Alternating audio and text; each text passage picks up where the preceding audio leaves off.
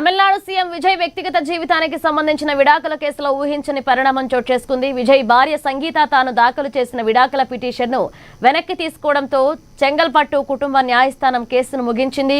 విచారణ సందర్భంగా సంగీత లండన్ నుంచి వీడియో కాన్ఫరెన్స్ ద్వారా కోర్టుకు హాజరై తన నిర్ణయాన్ని వెల్లడించగా విజయ్ అసెంబ్లీ సమావేశాల కారణంగా వ్యక్తిగతంగా హాజరు కాలేదని సమాచారం. దీంతో దాదాపు 6 నెలలుగా కొనసాగిన న్యాయ ప్రక్రియకు తెరపడింది.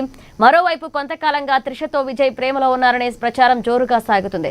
ఇక 1990లో ప్రేమ వివాహం చేసుకున్న విజయ్ సంగీత దంపతులకు కుమారుడు కుమార్తె ఉన్నారు.